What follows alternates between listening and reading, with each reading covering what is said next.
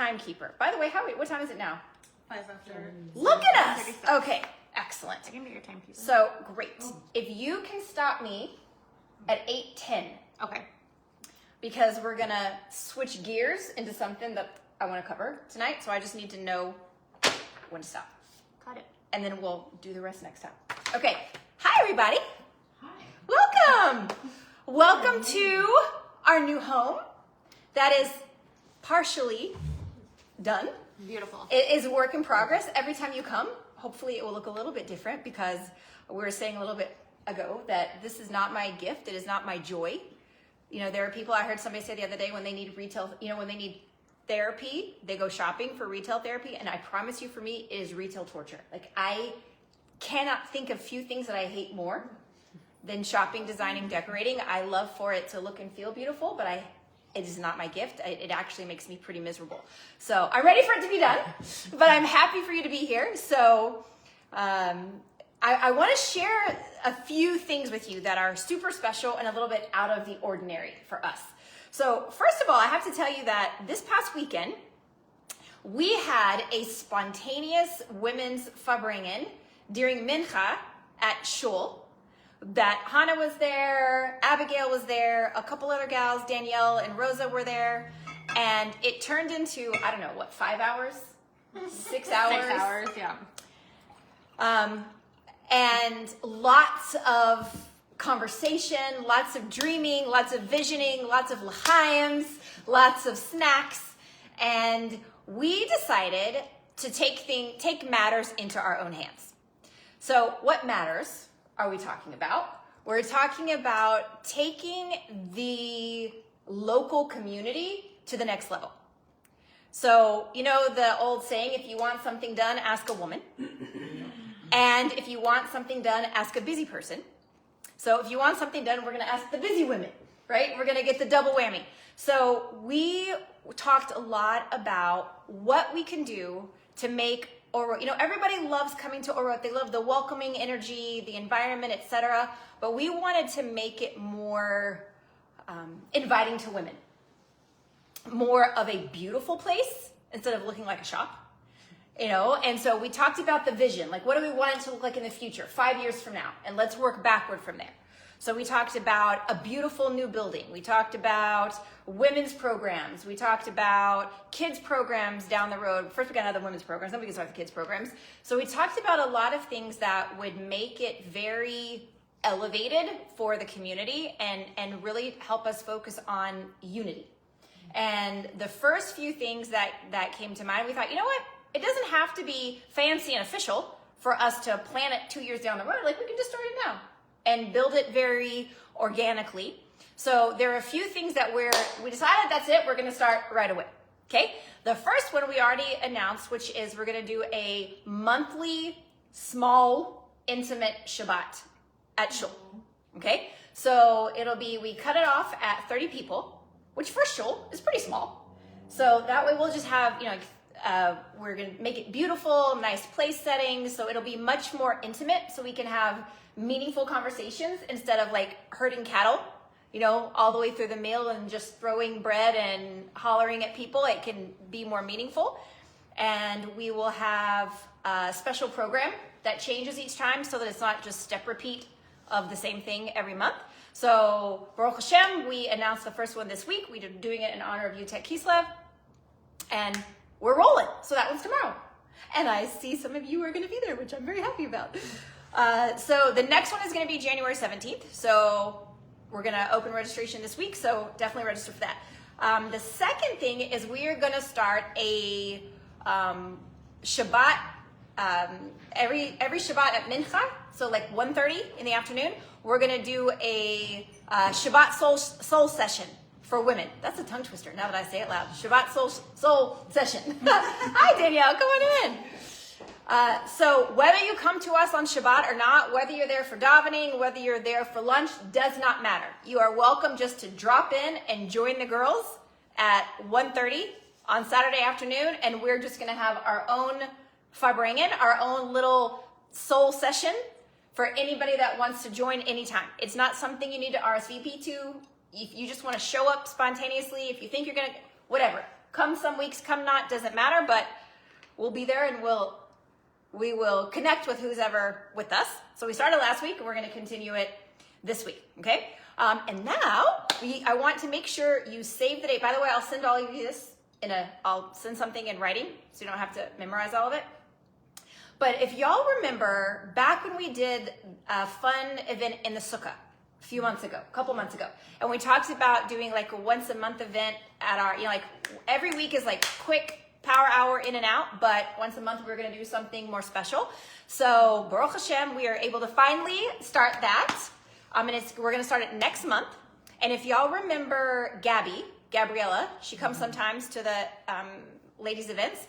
So she's not able to be here tonight because her mother has been very sick in the hospital, still in the hospital. But she has actually volunteered to spearhead the first special event that we're going to do. And she is going to organize for us a floral decorating class. We had talked about it as one of the options that night.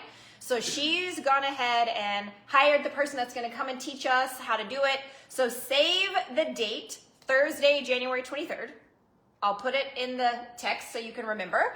But we're going to do it at shul. So everyone's going to get to take home their own bouquet after we figure out how to make a bouquet. And we'll have champagne and just make it really special and fun.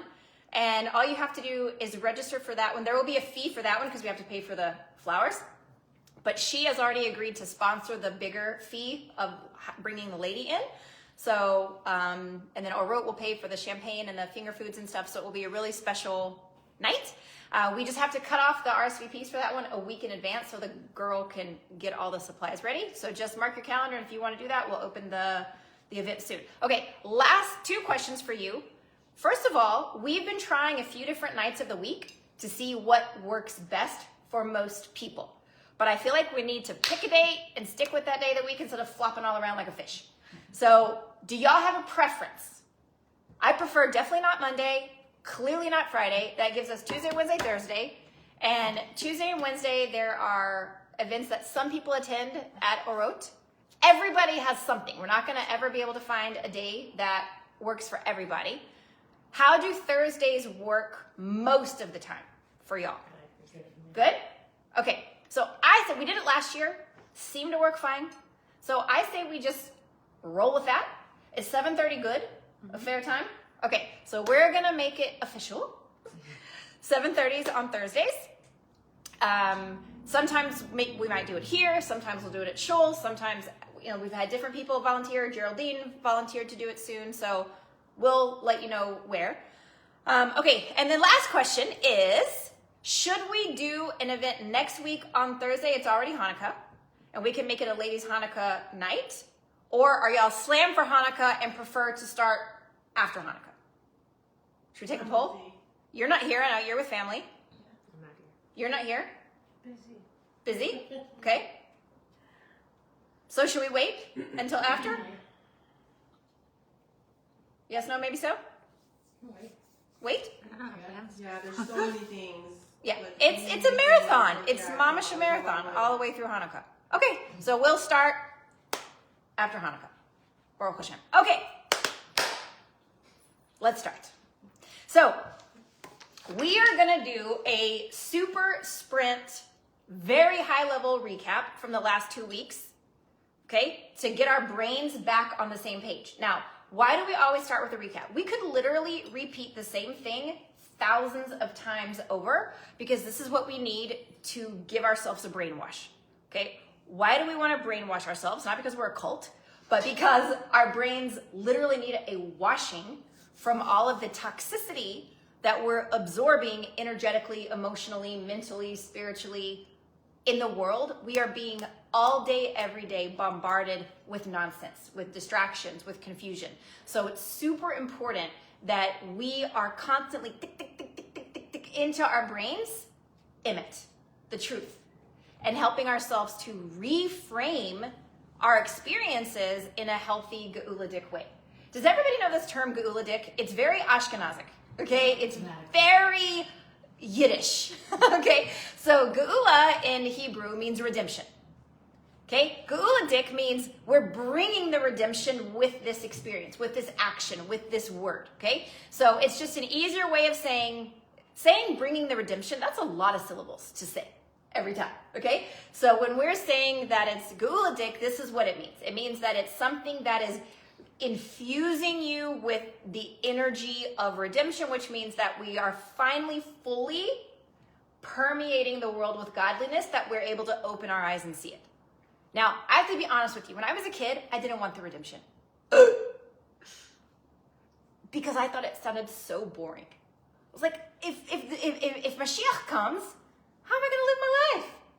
You know, how am I going to have kids? How am I going to have a job? How am I going to get to be cool and do fun things and travel the world? Like, if Mashiach comes, it's going to be so boring.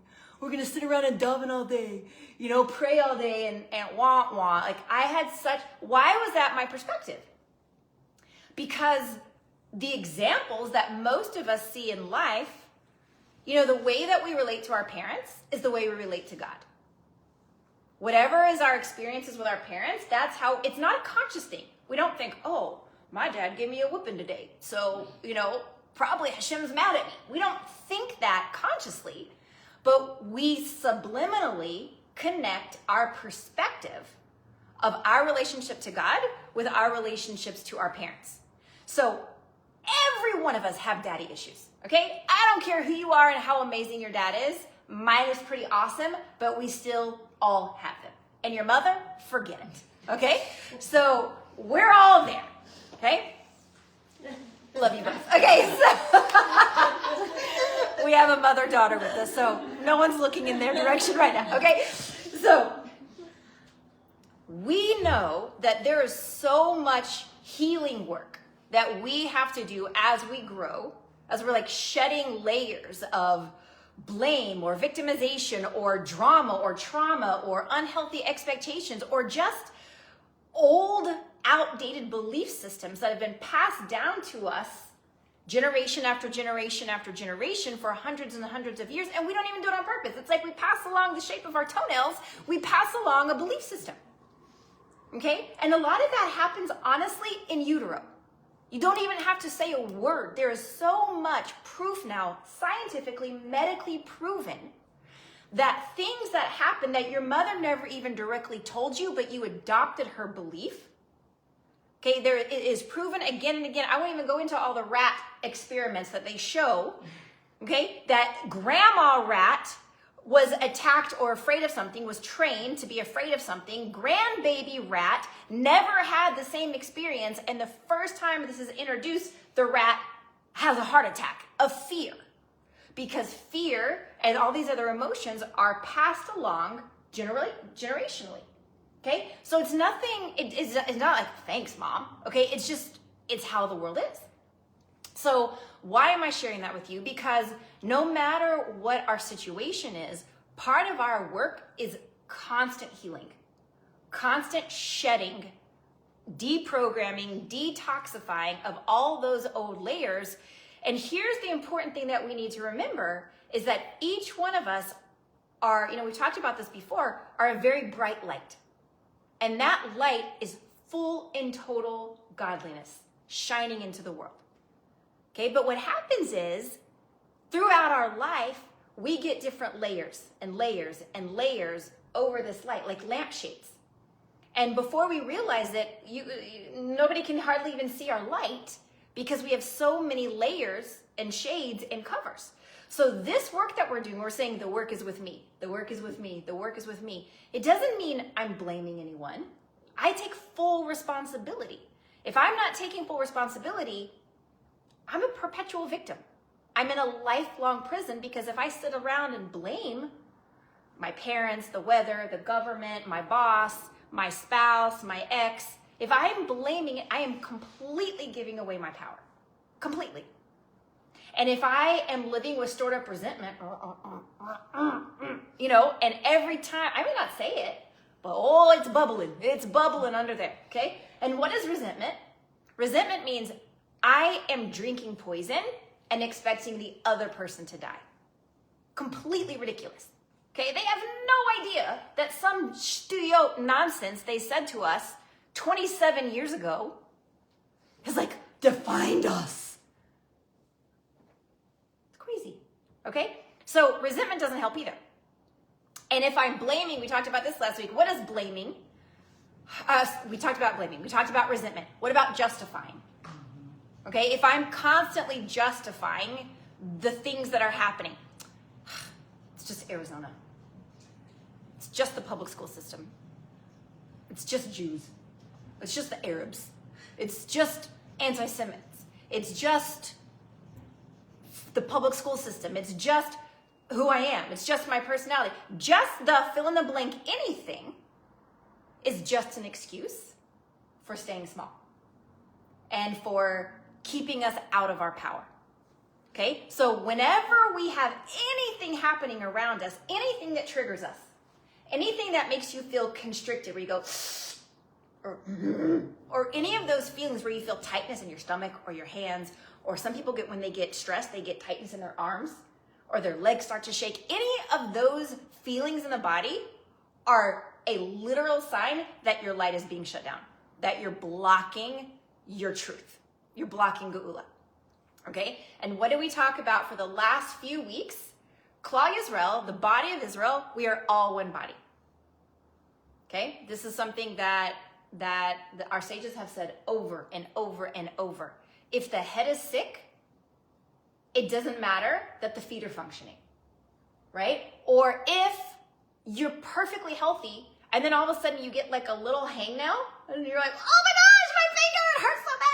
It's throbbing. It's a little tiny hangnail on our pinky, okay? Or you stub your toe, forget it. You can't walk for a week, okay? So when any one of us is suffering, then we're all suffering because everything is energy.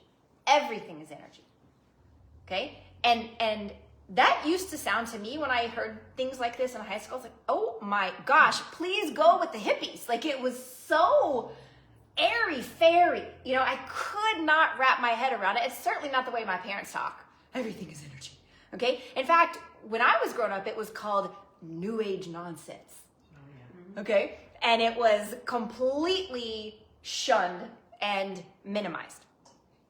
But so much of that is because people are afraid.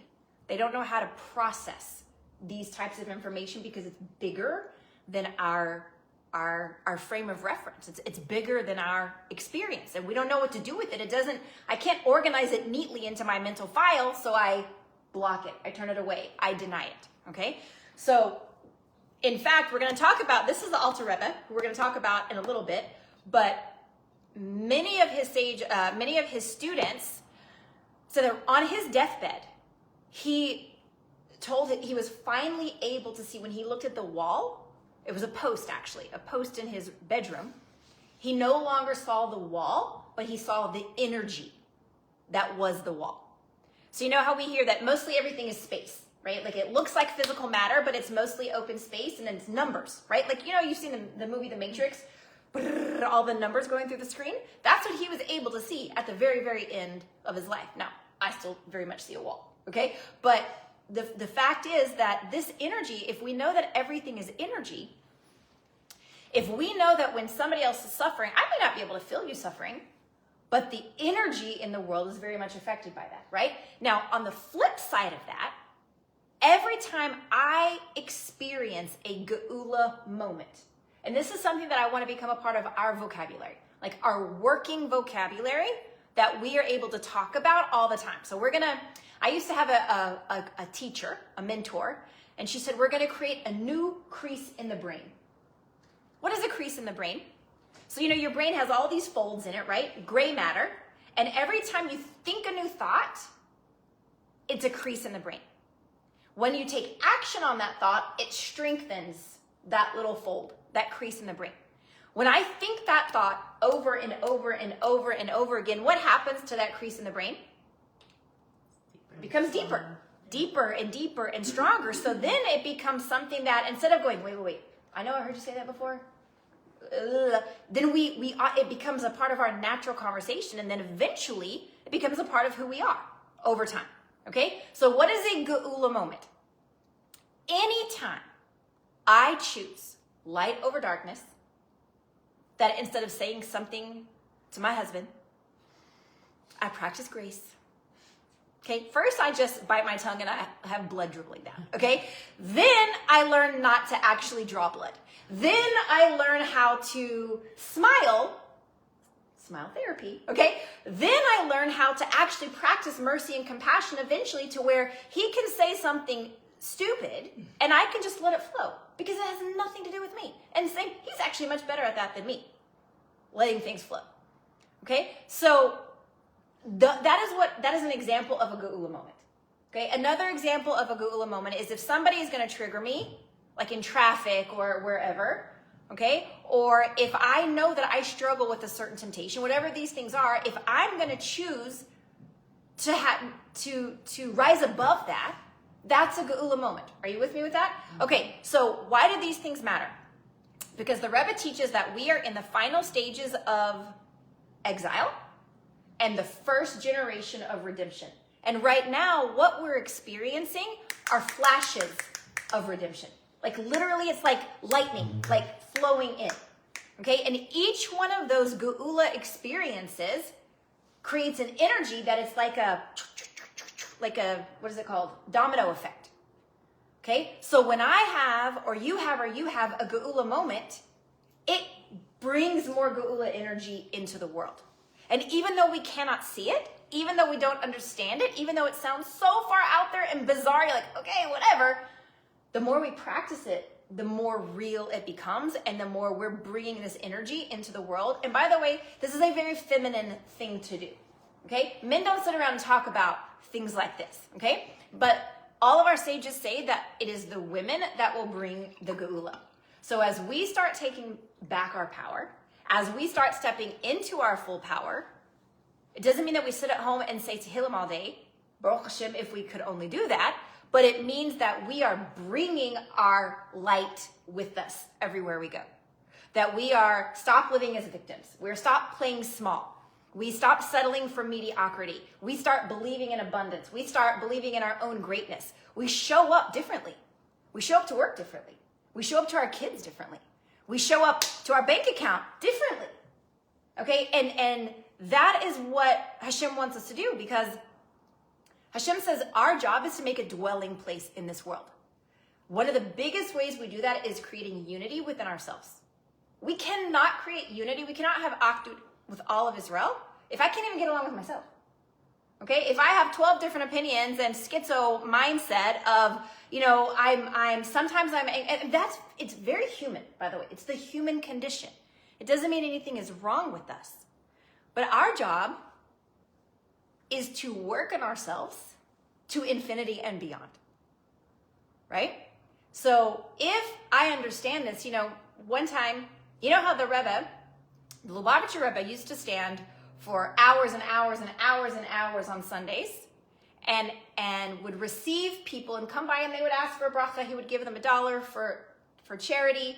They would save the $1 because the dollars were very holy and very blessed, and then they would give a different $1 to charity, okay? For years he did this, and he would stand for sometimes 12, 15 hours as an 85-year-old man receiving people, never even stopping once to take a break, okay?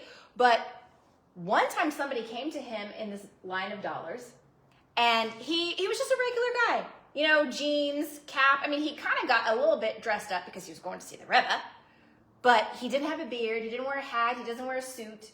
And he said, Rebbe, I so badly want to be your chassid, but I can't do the beard. I can't do the suit. It's just not me. Now, never mind. He was holding out a place at the time, but he was pouring out his heart to the Rebbe. Like, I so want to connect to you, but I don't see myself doing this. And the Rebbe said to him, he looked at him with a big smile and he said, do you think a suit makes a person a chassid? Who is a chassid of mine? Someone who wakes up every morning and says, today I'm going to try to be better than I was yesterday. That's what makes a person a chassid. So if that's our mindset, that we're going through every day like this, every day is going to have challenges. Every day is going to have struggles of its own. And as women, we are so highly self-critical. And we're so judgmental of ourselves all the time.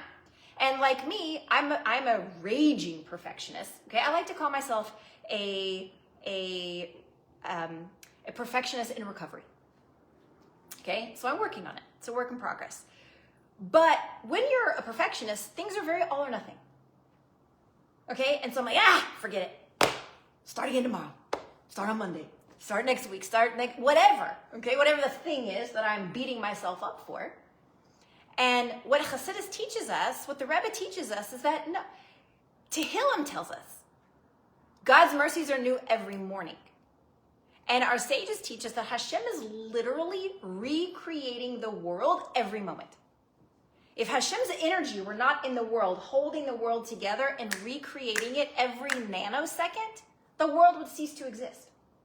So if he's recreating the world every moment, that means I can start a diet in the middle of a bag of potato chips. Right? It means I can start working on my first million in the middle of my first bankruptcy.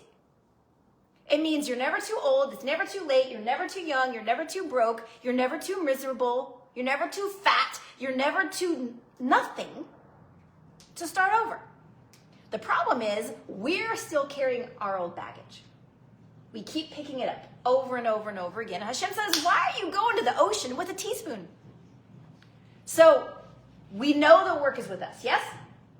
And that is the purpose of this whole class together, is that we are showing up once a week for a weekly power hour to retrain our brains with how to constantly heal and transform the nonsense and the garbage that we've been carrying and that we're picking up again every day, correct?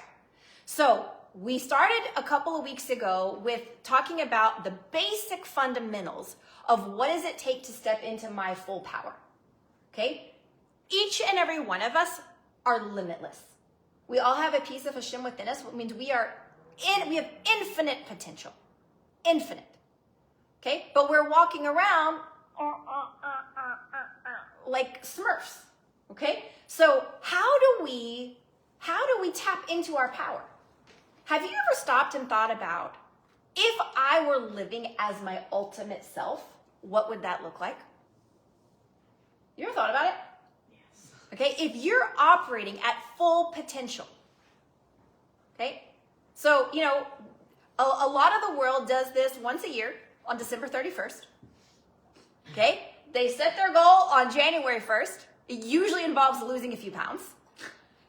The gym memberships go crazy. And then by Valentine's Day, they're empty again. Why is that? Because it's human nature. We're conditioned, so we get excited, and then we taper off.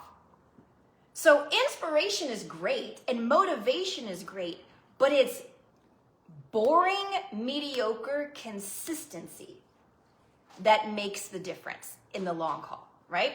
So why are we so afraid to work on ourselves, to stop and set goals? Because for the last 20 years, I haven't achieved any of them, so I'm like, why even start? So how do we, that's a very Gaullistic, I'm living in exile in my mind, I'm in prison in my mind train of thought, yes? Okay, so if I know I was meant for greatness, if you know you are limitless, like you have so much power in you that you blow your own mind, powerful beyond measure. So guess what I need to do? I have to have a pep talk with myself literally every day. Like those kids that stand in the mirror and read, you are great, you are beautiful, you are powerful. Whatever you have to do, who's going to do it for you? This is where we all have to learn how to mother ourselves. Because nobody is going to be your cheerleader but you. That is what taking back your power means. Okay, yes, we have a support circle. Yes, we can come here and talk about these things. But you got to start stepping into your own awesomeness, which means that you stop wah-wah and being a mouse. You are a lioness. Okay? So first step to this, first key to stepping into your full power every single day. Who can remember what it is? Gratefulness. Close? Happiness. Ding, ding. Yes. They are one and the same, truly. Okay? Happiness comes from gratitude.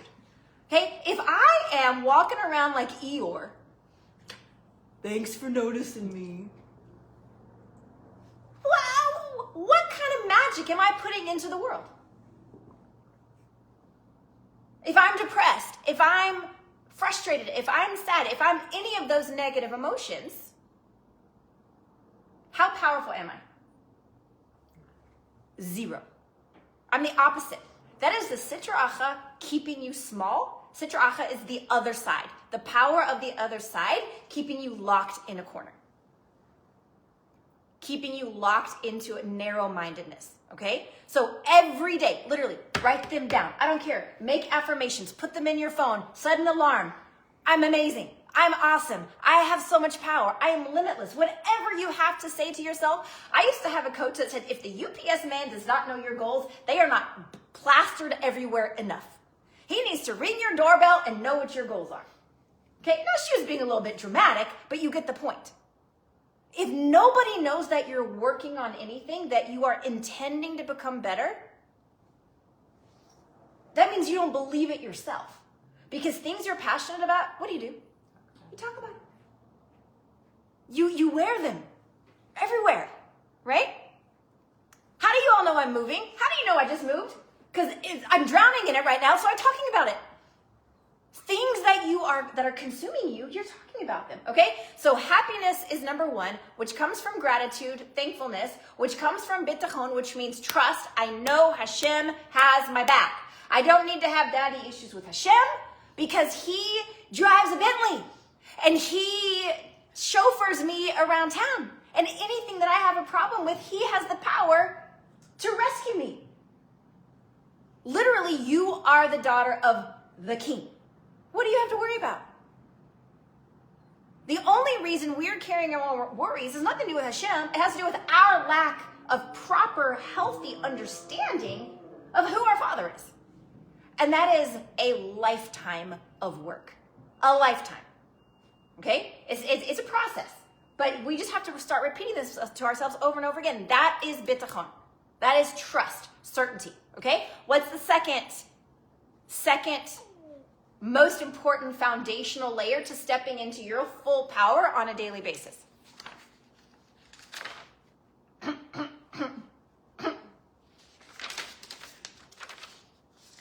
Hashgacha pratit. Cobwebs. We gotta clear out the cobwebs, okay?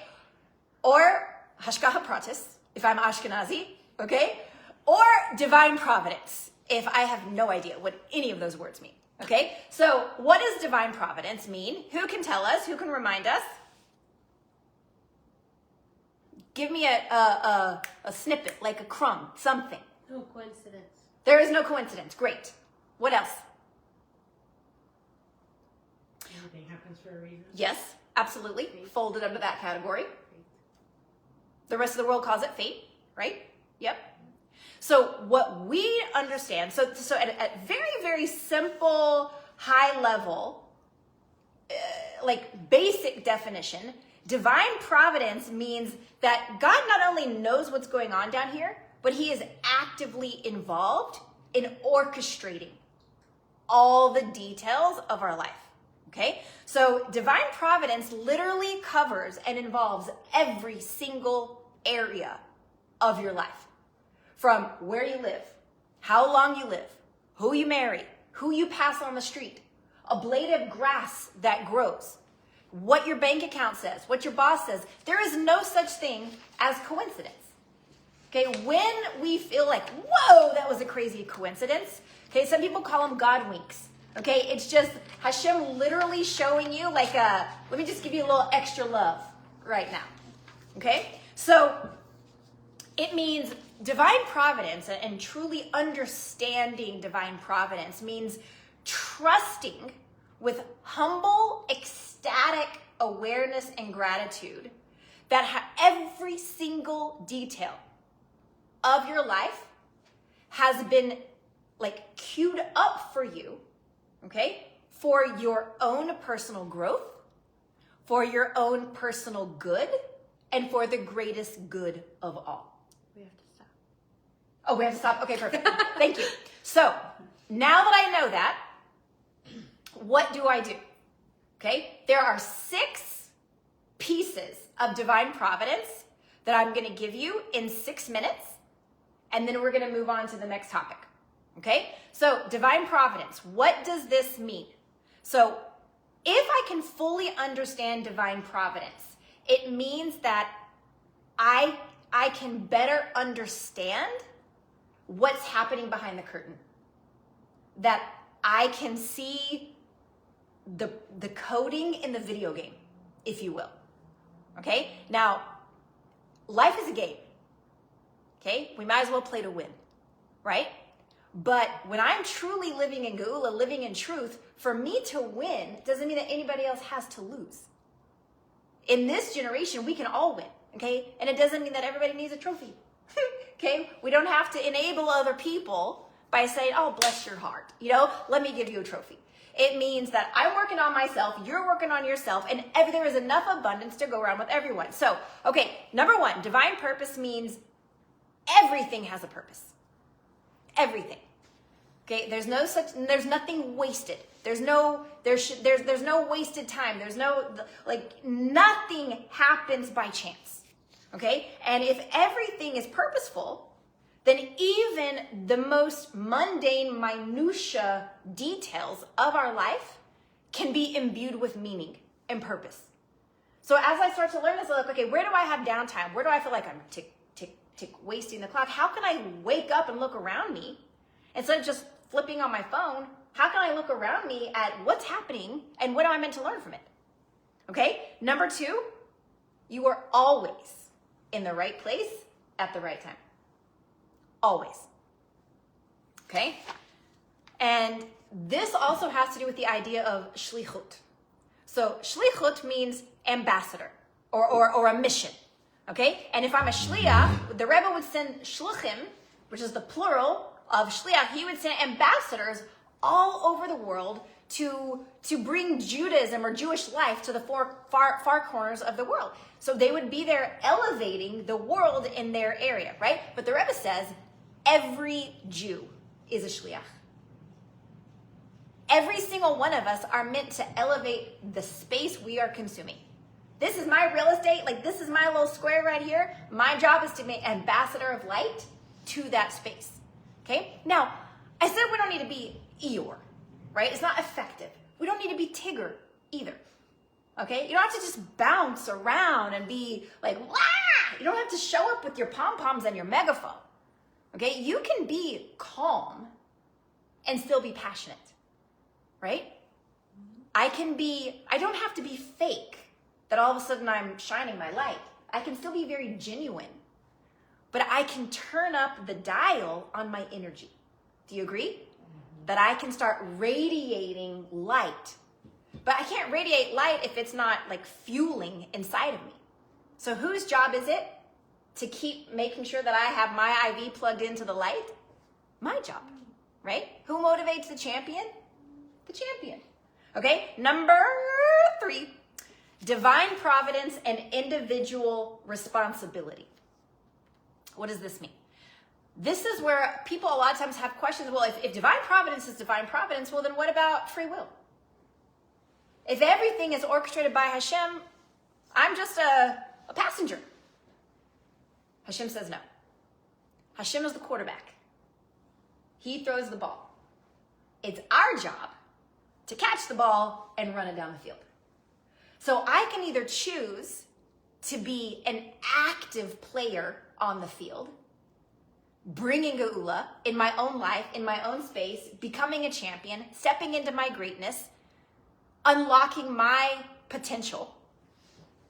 Potential is actually a negative word, if you think about it. Okay? If somebody says she has so much potential, hello, okay? I don't know about you, but I do not want to go down in a pile of potential. Okay? We're not here to be one-hit wonders, y'all. We are meant to live in our power every day. Now, my mission today, when I'm years old, is different than 20 years ago, will be different than 20 years from now. People go through going, what's my purpose? What's my purpose? Okay? It's not going to rain down from you in the heavens and you're like, Noah, build the ark. Okay? That doesn't happen for most of us. But when we show up every day and we take the ball and run, which means I stop living in the passenger seat of my life, I move myself into the driver's seat, Hashem is my navigator, and I am showing up every day and I'm doing my best. Now, I'm making an awesome plan. One thing I can do, I can plan. Okay? But, you know the saying, you make plans and Hashem laughs? I hate this saying. It means like Hashem is like mocking us. I don't like it. Okay? But, does it mean that my plans always go the way they're meant to go? I don't know that they've ever gone the way fully that they're meant to go. I've yet to have a perfect day. But when I put a plan in place, because I'm taking responsibility for my life, and then it unfolds differently, then I can release. And I can trust in the master plan because I know Hashem is in control. And even if life goes to phooey that day, we always start out better if we start with a plan than if we have no plan. Than if I'm just living in chaos. Are you with me? Okay, number 4, unlocking the power of gratitude. If I really understand that my father, dad, is the king of the universe, and literally every day I'm just bathing in a bath of kindness, what do I have to not be grateful for? And then I can really look at everything around me and how powerful it is. Okay? So what does gratitude do? It shifts my perspective. In today's world, no matter what, we are drowning in entitlement. Constantly. All of us. Okay? Did I have to grow my grapes today? No. Okay? Did I have to mill the flour? No. Okay? So we are all drowning in entitlement. And when we can have a proper perspective, then guess what it does? It unlocks resilience, positivity, energy, and it truly empowers you to free yourself of the nonsense so you can step into more power. It's like and it's a spiral that's going upward, okay? And then it brings us back to living with joy and faith. And then the last piece is this. Once I fully understand all these things, then what am I to do with it? So this is where we're going to close off and we're going to finish up 2 weeks from now after Hanukkah. We'll put out the date, okay? But here's what we have to know. Life is a reality show, not a Broadway show. Okay? So we don't get, like, you go to Broadway and you get a playbill and it says, this is going to happen in Act 1. This is going to happen in Act 2. This is Act 3. Then we're going to have intermission. Go grab a cocktail. Come back. Okay? We don't get a playbill for life. So Hashem doesn't tell us, okay, when you're 22, you're going to meet someone that you should definitely run the other way from. Okay? And when you're 37, things are going to really clean up for you. And when you're 45, we don't get it like that. So as it's coming at us, it looks very messy. And we cannot make sense of any of it.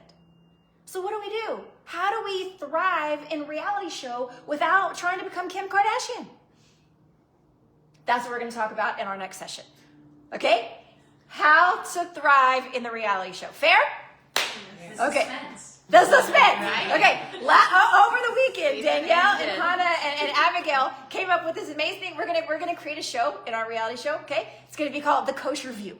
Okay. And we're all gonna sit around the table and we're gonna just bring in Geula instead of all the nonsense that we have to watch on social media. Okay. All right. It's getting trademarked, so don't take it. Okay, fine. So, how are we doing so far? Great. You with me? Yeah. Okay, so we're going to switch gears. And what we're going to talk about now is we're going to talk about the very special day that just started when the sun went down, which is called Yud Tet Kislev. Or if you're Ashkenazic, Yud Tes Kislev. Or the 19th of the Hebrew month of Kislev, which is the 3rd month on the Jewish calendar, okay, the 3rd month after the New Year. And this becomes what is actually called the Rosh Hashanah of Chassidus. Okay? What does that mean? Rosh Hashanah of Chassidut. Okay? So it means the new year of the inner meaning of the secrets of the Torah. Did you get that, Janet? Okay, so this is where we celebrate every year that this is the new gift, the new energy, and don't worry, none of us knew what it meant. You're not the only one, okay? So this is every year, this is when that energy comes back into the world. So we know that everything is circular, right? Everything is cyclical. So just like on the first day of the year, which is the day that man was created, that day, that energy of creation is in the year, is in the air all over again. So it is as if this day was happening all over again. It is a very, very powerful day. And once you understand what it means, then you can, just by knowing what it means, you then become a lamplighter. You're then able to spread that energy and carry that energy. And so we're going to create like the butterfly wing that becomes a tsunami on the other side of the world. You're going to go home with this information and you're going to flap your little butterfly wings and you're going to take them home, and it's going to create and spread that energy into the world. Okay. So what is it? So it is the anniversary of the day that this guy, okay, the Alter Rebbe, Rabbi Shner Zalman of Liadi, he is the founder of Chabad. He is the first person who started the Chabad movement, which we don't have time to dissect all the things that means today, but it is, he was trained and taught by a man named the Maggid of Mezrich. The Maggid of Mezrich was taught by the Baal Shem Tov, okay? And the Baal Shem Tov was the first person that had permission from heaven to bring the inner secrets of Torah down to simple people like us. Up until that point, they were locked only for very, very high level sages, like Zohar level tzaddikim. Okay? So what did the Alter Rebbe do? So he was put into prison and was released from prison. Now, for those of you that were with us last week, there was another guy that was in prison and got released. It's not a mistake. You're not hearing the same story twice, okay? It was the Mittler Rebbe. Yes, it was. So you got it. Amazing. The Mittler Rebbe is his son. The Mittler Rebbe is the son of the Alter Rebbe. Okay? So why did they all go to prison? Okay, it's like, you know, I heard a joke once that someone came home and was like, okay, I'm going to this guy because he got released from prison. I'm going to celebrate this guy because he got released from prison. I'm going to, the mom was like, I don't think you're hanging around the right circles of people, okay?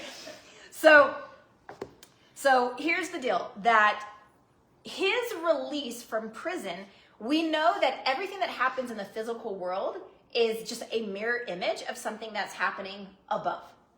And the fact that he was put into prison is because there was actually a trial happening in the higher worlds, because they were very upset that he was passing these secrets on to simple people. So while he was in prison, his two teachers, the Maggid and the Baal Shem Tov, came to him in prison. Now, they had already passed from this world, so this was like an otherworldly experience. And he said, no, why am I here? Why am I in prison? And they told him why, of what's happening on high. And he said, okay, well, should I stop? When I get out of here, should I stop sharing the secrets? And they said, no. The fact that you've already started is a sign that it needs to continue, but you had to sit here in prison to give this trial a chance to unlock itself. So it was literally moving the heavens to create the fact that these secrets were now going to be put into the world, okay? So since we now, after this class, have an appreciation for divine providence, and we know that, what a coincidence that this is happening tonight while we're sitting here learning about divine providence, what does this tell us? What should we do? We should stop and take a closer look. Why is this happening right now? Okay, so I want to share with you a couple of lesser known facts about the Alter Rebbe to give you some perspective. Okay, he was actually a staunch rival and enemy of Napoleon. Okay, he was happening, his life and him going to prison and all these things were happening right during the French Revolution. Okay, and it was actually right prior to the French Revolution when Napoleon was working to conquer Russia. Now, something that a lot of people do not know is that Napoleon was a practicer of black magic. And that's how he's like the ultimate little man syndrome. Okay, and he would practice this black magic, and that's how he was able to do a lot of the conquering that he did. And the Alter Rebbe was very staunchly against Napoleon. And the reason he was against Napoleon is because Napoleon was like very, laissez-faire, like, you know, everything for everybody, and just lusciousness, like in a way that the world was not ready to handle, in a negative way. And the Alter Rebbe knew that if the Jewish people in that time just had access to so much, like overwhelm of too much, they would not be able to withstand the test. And so the Alter Rebbe did not want Napoleon bringing this to Russia, because it would have shattered Jewish life and Jewish customs for the Jewish people. Okay, so this is why he was against Napoleon. That's so weird. I just watched the movie. Okay. With, what's his name? What's the new Napoleon movie? Okay. Joaquin Phoenix. It was so good. Yes. And now that you told me that it was during the same time, It's crazy, it's like huh? connected in Yes. my brain. Like, Yes. That's so weird. Yes. Now, interestingly enough, when the Alter Rebbe was fleeing, literally, Napoleon was chasing him down. Now, do you understand how much power we're talking about of the Alter Rebbe? If Napoleon is stopping what he's doing to go and chase down an old rabbi? I don't know, Okay? the movie. Now, it wasn't in the movie. Yeah, I wonder why. Okay? But listen to this. The Alter Rebbe woke up his entire family and all of his household in the middle of the night, said, burn it. That's what happened. Burn the house to the ground. And he said, burn it to the ground, because if even a hair off of my head is left, then Napoleon can pick it up and use his black magic to affect negativity into the world. So they literally burned their entire house, put everything in the wagons, left in the middle of the night. Now, unfortunately, as the story unfolds, one of the Alter Rebbe's nephews took a wrong turn, and they ended up in a ditch, literally in a ditch with the carriage, and the Alter Rebbe passed away shortly thereafter, because there was something that was happening at like a much deeper, it didn't just fall in a ditch and, you know, he died a minute later. There was something happening in the higher worlds. But what we know as a result of that is that all the things he needed to release into the world had been done. Okay? And so then it was just after that he didn't die in the ditch, literally. Okay? They took him, I told you, he died on his deathbed. He was able to see the energy in the wall, but it happened shortly after that, because that was like the catalyst of the events that led to his passing. Okay? But today is the day he was released from prison.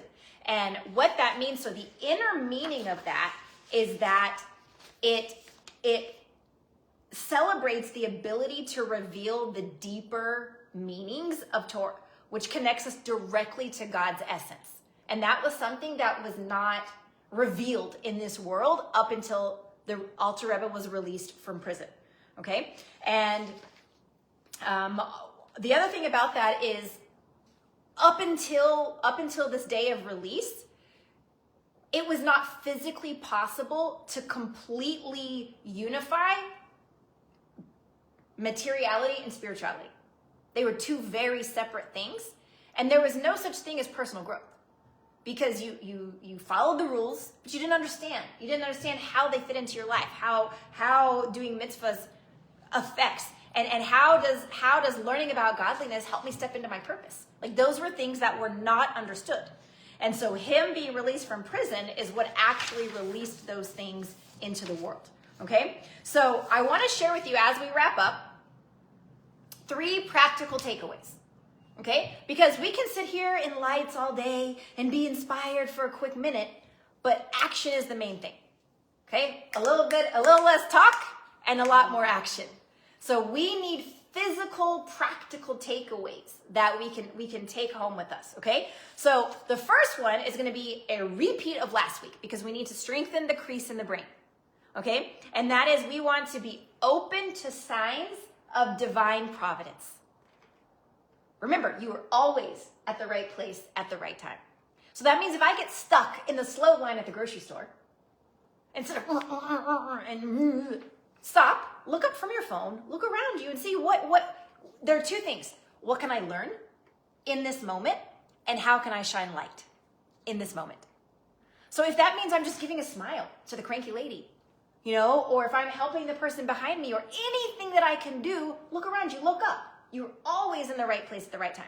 So be open to that. We're going to be alert, aware. Okay, that's number one. Number two, we're going to take the Alter Rebbe with us all week. Last week we took the Mittler Rebbe with us. Whew, it's a big job. These are big shoes. Okay, so how do we do this? One way is to increase in Torah study.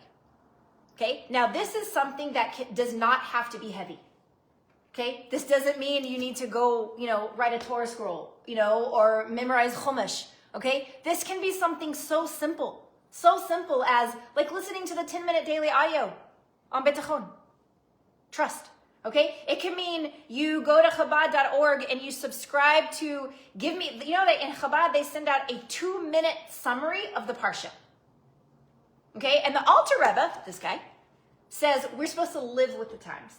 And that means that there is something, because again, everything is cyclical, right? So every week when the Parsha rolls back around, there is something in the Parsha that I can apply to make me a better person.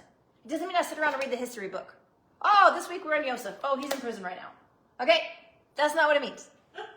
But I can learn something from it to apply to my life. Next week. Right? Okay? So even if it's like I find a 2-minute summary or a recording, and if you want one, you don't have one, I'll help you find one. Okay? Another thing that we can do is we can focus on bringing the redemption, being the light. That means I have my victory moments. Okay? Where I practice compassion. I practice mercy. I practice grace. Even if it means I'll look like a vampire, because the first I bite my tongue till it bleeds, that's step one. Okay, it's a process. It doesn't happen overnight. Okay, then the last thing is I can practice extra acts of goodness and kindness. Because that is truly, the Rebbe says we have to treat the world is a scale. And you never know, and there's a balance of acts of goodness and acts of the opposite. And you never know if your one act is going to be the one act that tips the scale. In fact, they used to say, the Rebbe's mother, her name was Rebbetzin Hannah, she used to have so much joy. And if she's going to say a bracha, she was so happy about it. If she's going to take food to somebody sick, she was dancing in the kitchen. Anything that she was doing, again, remember this, because it adds meaning to the minutia of life.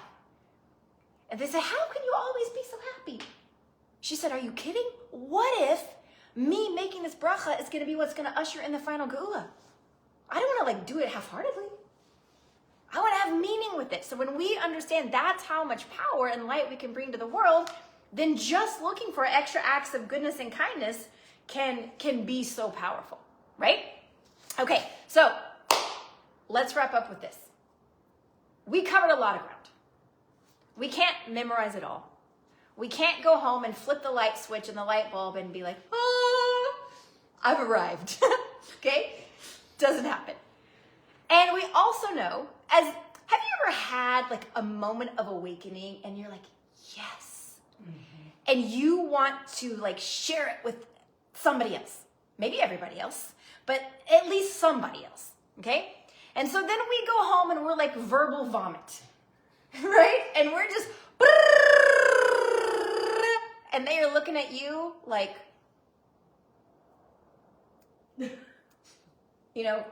cricket, cricket, cricket, blink, blink, nothing. Ain't nobody home, ain't nobody to talk to. Okay? Why is that? Because it's impossible to give somebody else your light bulb moment. Right? I had my light bulb moment and I want to give you my light bulb moment. But what's happened? We're hitting them over the head with the light. It doesn't work. Okay? So what can we do? We can be a lamplighter. How do we do that? They say that being a kindergarten teacher is actually much more difficult than being a college professor. Oh, yeah. Okay, never mind the attitudes, never mind the runny noses and the potty accidents, okay? But even just the dissemination of information. If I'm a college professor, I can talk at very high levels with lots of sophistication, okay? If I want to teach creation to a graduate school student, I can lecture on for hours and hours and talk about all the layers and the lights, but if I want to teach creation to a kindergartner, I have to figure out how to bring it down to a level that they can understand. Okay? So that's what we want to do as lamplighters. It doesn't mean that we're talking down to someone. It doesn't mean that we're minimizing them or belittling them. Chas v'shalom, God forbid. But it means I find a way to meet them where they are. Okay? Everybody has a sign around their neck that says, make me feel important. And everybody has a language. A love language, a communication language. And if, I could scream at the top of my lungs in Yiddish, not that I know it, but just pretend, okay? And if I'm speaking to a room full of Russians, there's nothing happening. So I have to learn how to speak their language. So if it's my kids, if it's my spouse, if it's my boss, if it's my employees, if it's my coworkers, my job is to be the light, to spread the light. And each person speaks a different language, so part of the way that I can radiate my light is by looking around me and stopping. Instead of being a consumer everywhere I go, I can start looking around and, what's your language? What's your language? What's your language? And I can find a way to share the light with everyone around me. And if we do that, that is you bringing godliness. And guess what happens? The more I spread my light, guess what happens to my light? It gets bigger, right? So, may we all go home from here today ready and willing and excited to become the light, to be the light, to spread the light, to grow the light.